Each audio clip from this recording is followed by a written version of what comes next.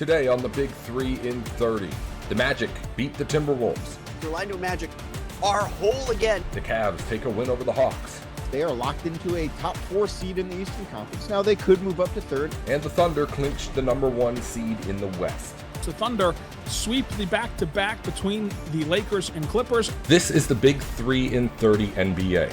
The 3 biggest stories in the NBA from our local experts at the Locked On Podcast Network. We bring you the real story, why it matters, what's next, who wins the big game, and more, all in 30 minutes. The Big 3 in 30 NBA starts now. Thank you for making the Big 3 in 30 your first listen of the day, part of the Locked On Podcast Network, your team every day. Today's episode is brought to you by FanDuel. Download the FanDuel app now by visiting FanDuel.com and win $300 in bonus bets if your first $5 bet wins. The Orlando Magic kept rolling last night, beating the Timberwolves 132-120 for a 4th straight win and moving up to 7th in the Eastern Conference. Philip Rossman-Reich of Locked On Magic recaps the victory. The Orlando Magic are whole again, even with the little scare in the third quarter. Franz Wagner, Anthony Black, the whole crew back together, and it feels so good.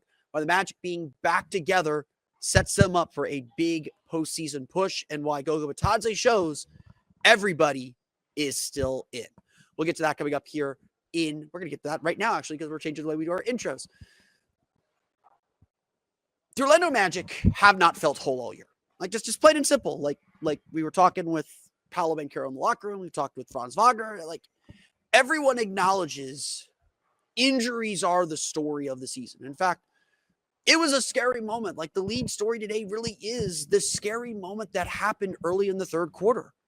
Again, just 4 games into his comeback from missing 47 last 51 games, Franz Wagner gets caught kind of in the middle of a scrum for a rebound, hyperextends his left knee, and immediately leaves the game, immediately takes himself out of the game to go get checked.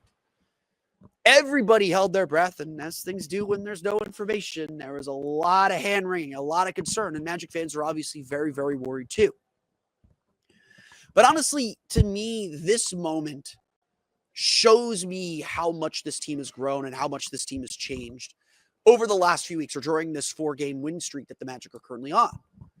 Because at that time, the Magic were winning. Like, they were up. They'd kind of given away their 10-point lead. It gotten down to as little as 3. When Franz Wagner left the game, the Magic were up only 5. Their 10-point halftime lead was cut in half. By the time Wagner checked back in, who, by the way, was perfectly all right, no problems, no worse for the wear, played like another 5 minutes in this game. When Franz Wagner checked back into the game with 2:44 left in the third quarter, the Magic were up by 20. Franz even joked about it in the postgame saying, because when we asked him about, like, what did the Magic do to extend the lead out in the third quarter, he said, like, man, I wish I was out there so I could tell you what we did. This team feels whole. This team feels unflappable. This team feels like they're starting to find themselves. And I get it. Game 80. Why is a team trying to find itself at game 80? But we know this team can be really good. Everyone on the team acknowledges how good they can be. You should be able to acknowledge that, yeah, when this team is healthy, when this team is working, when this team has all of the pieces together, they're pretty good. They can do a lot of really good things. And we can see games like this where the Magic score 132 points, have a 130 offensive rating, get 32 assists on 51 field goals. And it was a lot closer. The ratio was a lot closer for good chunks of the game. Where the team can get down and have these really just amazing defensive efforts. Paolo Banchero said it quite simply in the locker room after the game. Just having Franz and AB back changes everything about this team. And sure, Franz still playing only 21 and a half minutes. Most minutes of the season, or most minutes since coming back, by the way, and probably shortened or curtailed because he missed all that time in the third quarter, getting checked out, getting his knee checked out. Anthony Black played 16 minutes, only one for 4 from the floor for 7 points, had 5 fouls, like 3 turnovers. It wasn't like these guys are perfect. The Magic are not operating at full tilt quite yet. But nonetheless, this team is doing things. This team has something working. This team, regardless of who the opponent is. Because again, like Minnesota sat 4 of their 5 starters, no Ant Edwards, no Rudy Gobert, no Julius Randle, no Mike Conley, no Ayo Dosunmu. Like the Magic didn't play the Minnesota Timberwolves. They played the Timber Puppies. And I say that affectionately because Jane McDaniels had a great game, and Naz Reid is Naz Reid, and Dante DiVincenzo is Dante DiVincenzo. This is the Wolves are stuck in the 6th seed. They know that. They were on the back-to-back. They rested their veterans. The Magic are going to see that probably on Sunday if Boston can take care of one of New York or New Orleans and clinch the 2 seed. You got to take care of the team in front of you, and that's something the Magic haven't always done. But this was simply just a masterful effort. And you could feel the impact of having everyone together, not just on the court, because Franz Wagner, 17 points, 7 for 13 shooting, had a really solid game. Like you could tell his timing was still off on some passes and on some reads. Like he's not all the way back yet. But just having him on the floor changes things. Just having him on the floor gives this team a different dynamism. You know, I talked about this a bunch over the last, or during the losing streak, especially, where it just didn't feel like the Magic had anyone who could create outside of Paolo. Adding in Franz, adding in AB, those are 2 guys that can create. They can get downhill, get to the paint. And having those guys create means you're kicking out to a Desmond Bane or Jalen Suggs or Paolo Banchero, who are now attacking closeouts instead of trying to beat a set defense. That changes everything. And so I'm not surprised Orlando shot 53.7%. I'm not surprised with the confidence this team is playing with that they had 64 points in the paint. I'm not surprised they shot 12 of 29 from 3. I'm not surprised they're still getting 23 free throw attempts and forcing their way to the line. I'm not surprised this team looks more like the team we envisioned. Are they perfect? Heck no. Defense was rough for long stretches. They were scoring with Minnesota, or Minnesota was scoring with them, however you want to phrase it. The Wolves shot 50% from the floor, and that was boosted by an end game run. Game was decided, bench players were in. Like the Magic's deep bench guys, like Mo Wagner, Alex Morales, who had a great game, minus 10. Alex was minus 10. Like Noah Penda minus 8, Jace Richardson minus 8, like Colin Castleton minus 7. Like the deep bench guys gave away a good chunk of this league. This was really a 19, 20-point game, not a 12-point game. The Sharps were not happy with how close this one got at the end. But very, very clearly, like, it's not rocket science to say this. Having your best players all out on the floor together, it's not just a boost on the court, which it clearly is. It is an emotional boost too. And, you know, Paolo said, maybe this was hindsight being 2020. Paolo said he was not worried that Franz was coming back in the game. While we were all fretting in the stands and fretting on the media row and not wondering like, oh, what's this? What's going on? Like they got to shut him down. It's got to be over. The Magic went out and did their work. And there is something to just doing your work. There is something to just getting the job done. I know you shouldn't be, just like against Detroit, I saw the comments after the Pistons game, the New Orleans game, the Dallas game. I know these are not elite opponents. The Magic haven't beaten a postseason team with their full roster since Phoenix. That was 6 games ago now. You beat the teams in front of you. And guess what? At this juncture, all of these wins count the same. Are the Magic ready to play in the playoffs? Are the Magic ready for the intensity of a playoff series? They got to take it up a notch.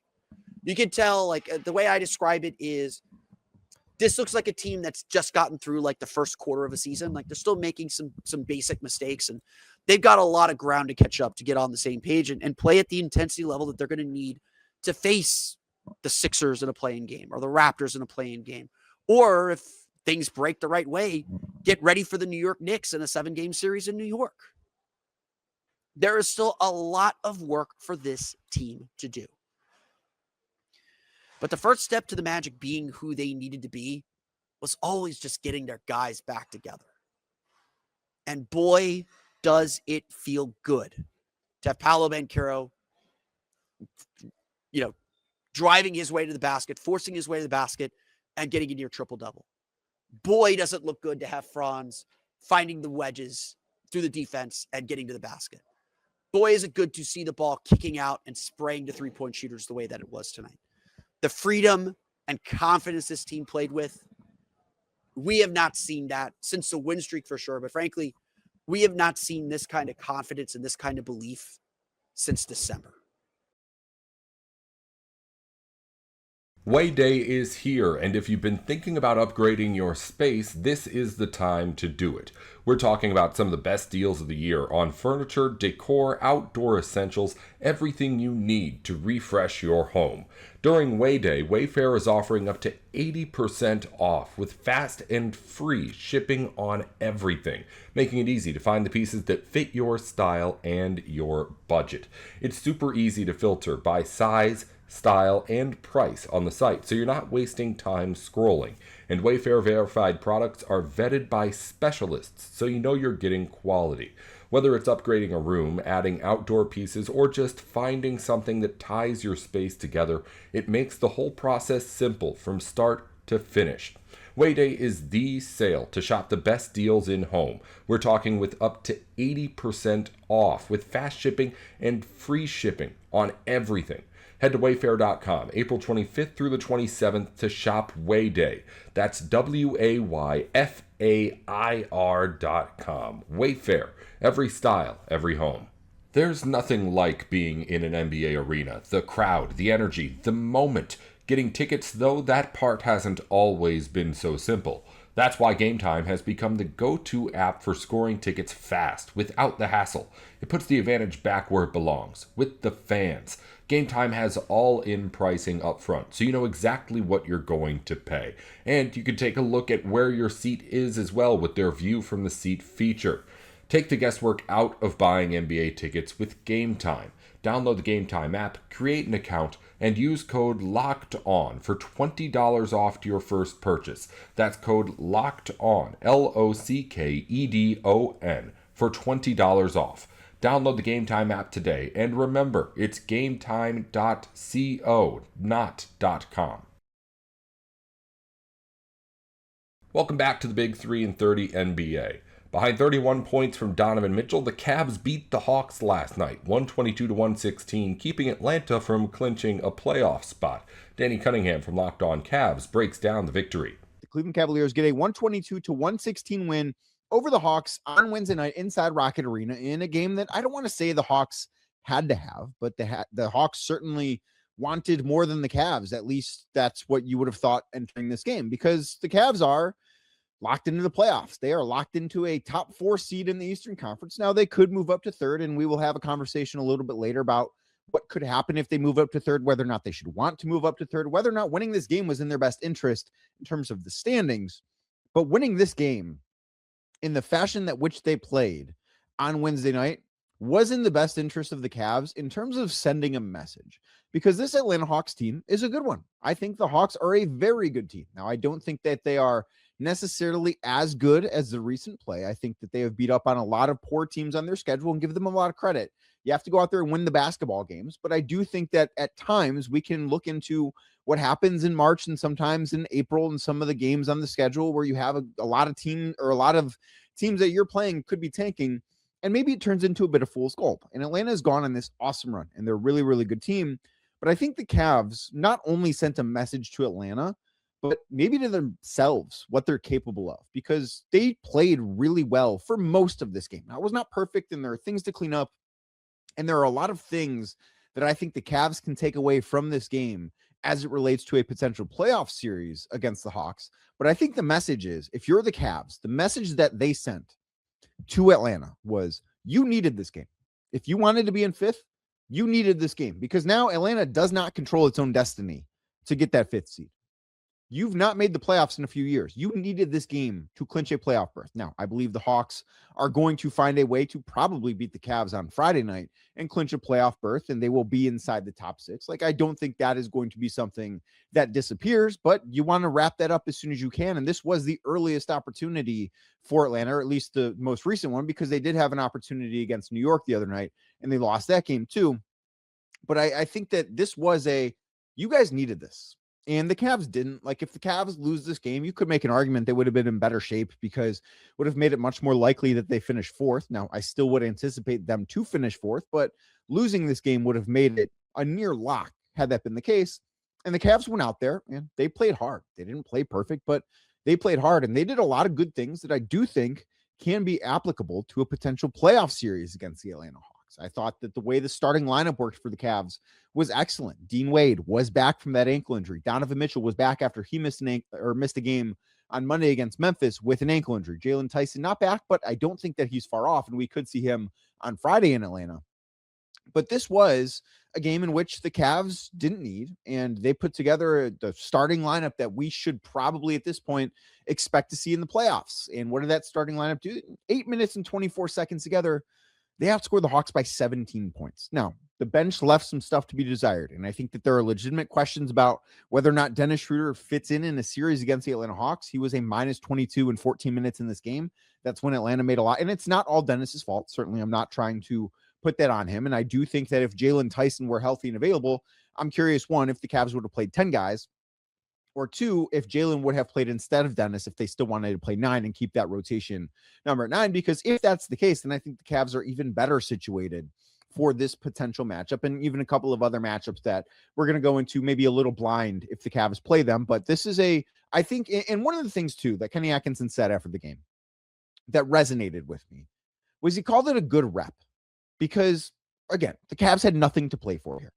But they went out there and they treated this, I don't want to quite say like a playoff game, because you look at it, James Harden played 34 minutes. In a playoff game, James Harden's playing 38, 39 minutes. And James didn't have some great game on Wednesday night either. Donovan Mitchell played just under 35 minutes. In a playoff game like this, Donovan Mitchell's probably playing 38 or 39 minutes. Evan Mobley played 36 minutes, which might be about what he plays in a playoff game. Maybe plays 37, 38, especially with how good he was in this game because Evan was fantastic. Jarrett Allen played 29 minutes. I do think the knee is still bothering him a little bit, but you could see that being 31, 32.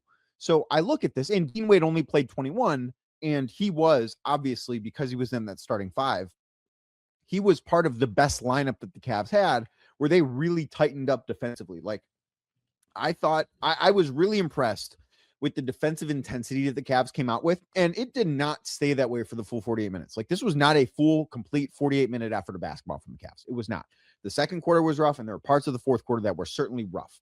I thought they slipped offensively in the second quarter, and I thought that led Atlanta to get some easy offense, and then once Atlanta was getting some easy offense, they were able to really figure things out and put up 38 points. But I do think it was a good thing that that's the only quarter that the Hawks scored more than 29 points in.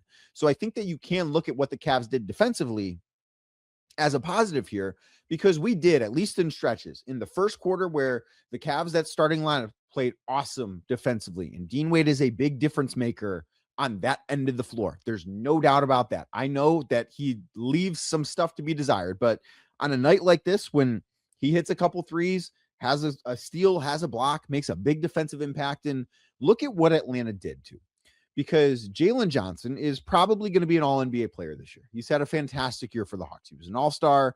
He's had a really, really good year, and he had a really bad game on Wednesday night. Now, if the Cavs see the Hawks in the playoffs, do I expect Jalen Johnson to repeat this performance 5, 6, 7, however many games that series goes? No, of course not. Jalen Johnson is a better basketball player than what Jalen Johnson showed on Wednesday night. But I also think the Cavs had something to do with it. Like, I felt as if he was uncomfortable on the floor. And I think Dean Wade was part of that. I think Evan Mobley was part of that, because you look how the Cavs lined up defensively. And I wanted to pay like extra attention to matchups throughout this game, because Atlanta plays with a non-shooter on the wing. And you will see teams obviously play with a non-shooter. I mean, the Cavs do in Jarrett Allen. Like, he has taken 7 threes all year. He's just a guy that you don't have to respect other than when he's setting screens more than 18 feet away from the basket.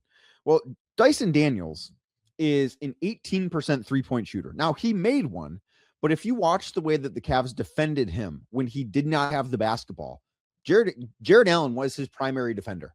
And that meant that Donovan Mitchell or James Harden at times were defending Onyeka Okongwu, because Evan Mobley was defending Jalen Johnson or Nickeil Alexander-Walker, and Dean Wade was defending the other one. Like, that is something that I look at.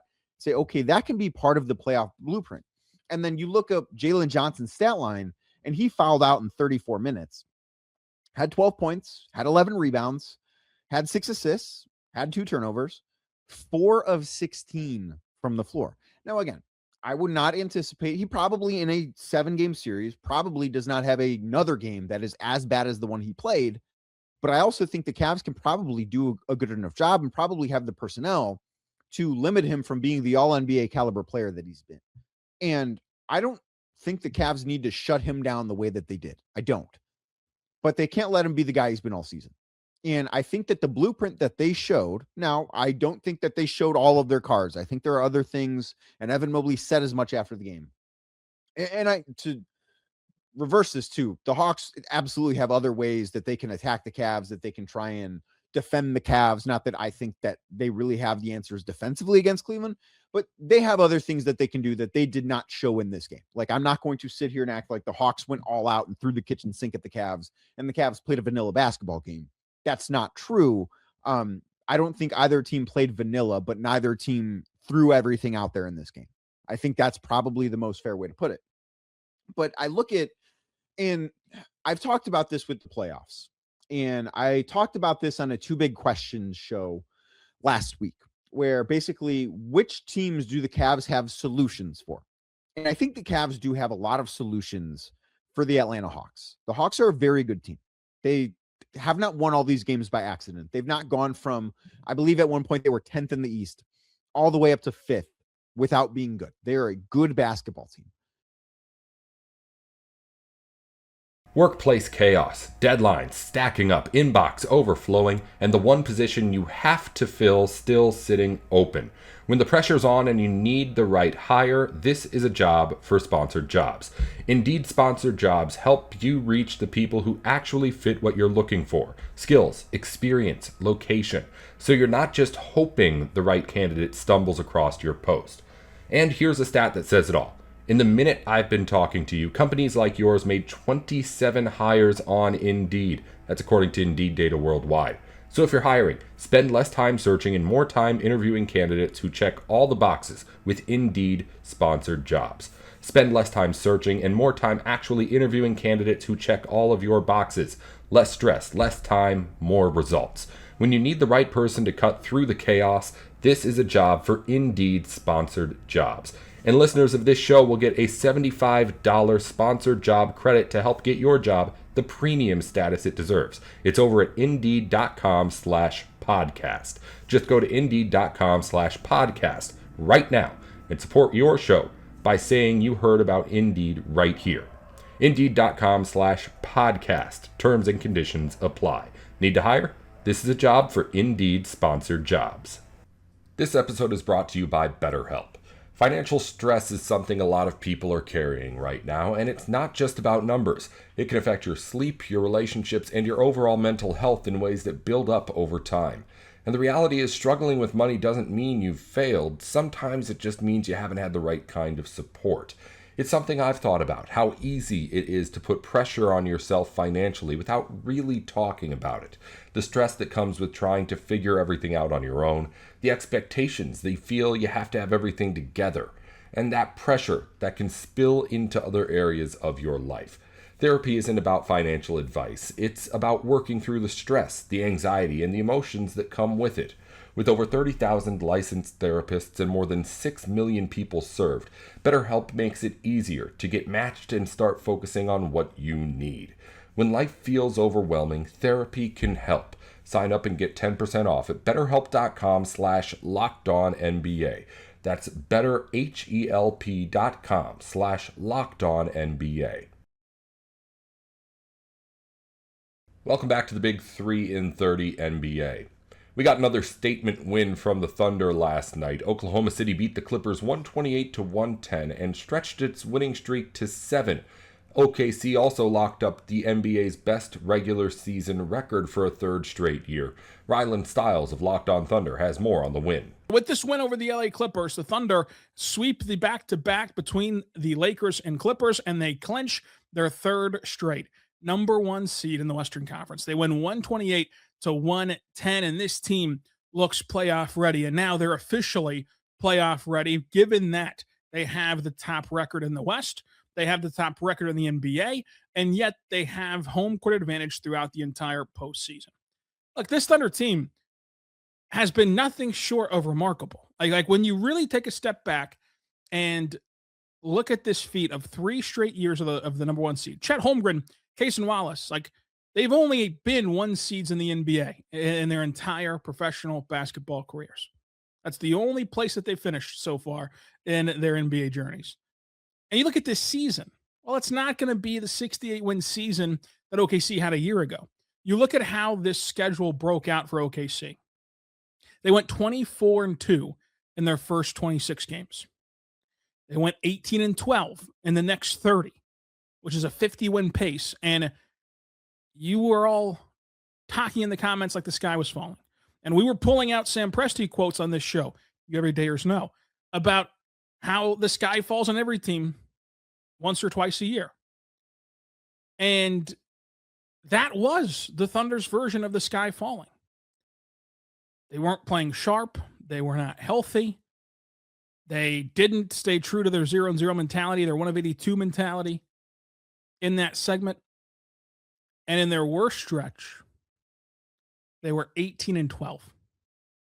And then these last 24 games, they've been 22-2. Dominance. Dominance by the Thunder team. They're not going to win 68 games again this year. But they have won 60-plus games for 2 consecutive years. This season is the 3rd time since 2008 Oklahoma City has had a 60-plus win season. For as much talent as that first iteration of the Thunder had, with Harden, Westbrook, Durant, Carmelo, Paul George, a lot of future Hall of Famers passed through Oklahoma City. And that collection of talent won 60 games once, and they won 60 on the nose. You think about the 2 eras Oklahoma City has had, it's really remarkable. And the sustained success through 2 different eras has been something that you can't take for granted. And Oklahoma City now puts themselves in the best possible position to win a championship. They went wire to wire as the best team in the Western Conference. They went wire to wire as the best team in the NBA. They'll end the regular season as such. And now they enter the postseason looking to do something that hasn't been done since 2018 when those Golden State Warriors went back-to-back. They'll enter this postseason looking to buck the trend of parity in the NBA. A recent trend that arguably is happening for the first time in NBA history. The past champions since 2018 have failed to make it out of the second round. The Thunder not only have proven to still be the best team in basketball throughout this season, but they're healthier than they've ever been. Again, in this game, second night of back-to-back, the Thunder only sit out Thomas Sorber, of course, who's out for the entire season. They're playing their best basketball at the end of this year. You look up and down that roster today. Chet Holmgren is playing at an all-NBA level. SGA, who you couldn't have scripted a better season for than a year ago. I mean, this guy won the scoring title, was an all-star, first-team All-NBA, NBA MVP, Western Conference Finals MVP, NBA Finals MVP, won his first championship, was on the cover of NBA 2K, released his first signature shoe, and then released a colorway for every round of the playoffs as he continued to win. And then signed a Supermax. You could not have scripted a better season for Shea than you had a year ago. And SGA has gotten better. You saw that in this game. The live dribble playmaking, his ability to pull up off the dribble for 3. Those 2 things have not only made him better individually, but they have this team better equipped this year than they were a year ago. Chet Holmgren, what he did today has been a continuation of his first All-Star campaign. This should be an exclamation point to his first All-NBA campaign. And Chet Holmgren, who anchored a title team a year ago, is better now than he was then. Lou Dort, who has had a really bad season overall offensively, and he only had to play 21 minutes tonight, but he went 2 for 4 from 3. He made quick decisions. He helped this team win. 3 steals on the defensive end. Lou Dort did everything right, and Lou Dort's playing the best basketball of his season right now. J-Dub, the only thing missing from J-Dub's game is that three-point volume. Everything else is there. He can create off the bounce. He's explosive off the ball in his cuts. He's stellar defensively. He's moving at the proper pace, with the proper aggression, with the proper explosiveness. And you think of what he's been through this year, dealing with 3 separate issues, right? He had to surgically repair your wrist this summer, then 2 different hamstring strains. He's playing the best basketball of his season right now. Isaiah Hartenstein, he's better because the team around him is able to leverage him better than they were a year ago. AJ Mitchell, in the rotation, he's fixing a weakness of the team from a year ago where they really needed to find another ball handler. They trusted AJ Mitchell to step up in that role, and he's done that this season. And now he'll get his first taste of playoff basketball next week. Isaiah Joe.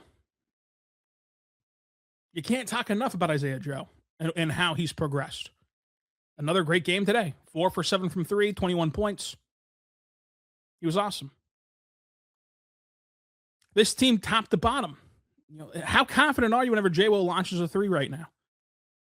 On top of what else he can provide on the court. This team top to bottom is in a great spot.